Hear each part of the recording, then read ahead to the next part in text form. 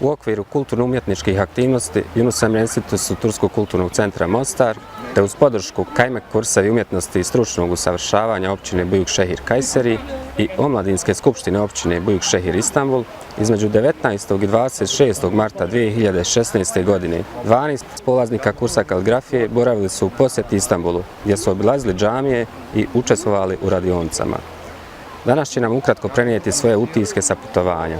Allah Đelešanhu u Kur'anu nas upoznaje i skreće nam pažnju na jednu vrlo važnu društvenu činjenicu kada kaže: o ljudi, mi vas od jednog čovjeka i jedne žene stvaramo i na narode i plemena vas dijelimo da biste se upoznali. Oduševljena sam jer smo za tako kratko vrijeme uspjeli obići sve te znamenitosti koje se tiču kaligrafije te umjetnosti koje su bliske kaligrafiji, kao što su drvorezbarstvo, zatim ebru. Očekivanja od ovoga putovanja su bila mnogo manja od onoga što sam dobio. Dakle, dobio sam mnogo više, dobio sam jedan jako lijep, human, ljudski odnos. Dakle, na svakom mjestu smo kao Bošnjaci počašćeni. Posjete Istanbulu, pored posjete džamijama i ostalim poznatim turističkim destinacijama, imali smo priliku da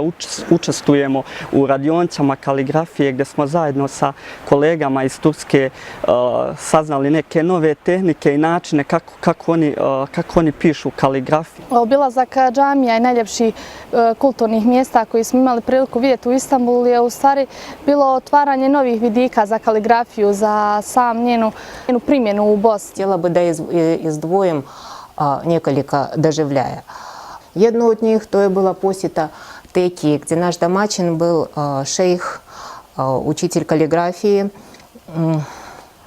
Još jako zanimljivo bilo biti gost u turskih obitelja. Posebno izdvojio jeste druženje sa istaknutim šejhom Husein Efendijom Kotlom. Gdje smo imali priliku da vidimo i osjetimo atmosferu podučavanja kaligrafije u Istanbulu. U Istanbulu se zaista može svašta naučiti. Između ostalog je da se isplati truditi. Trud se u Istanbulu zaista isplati.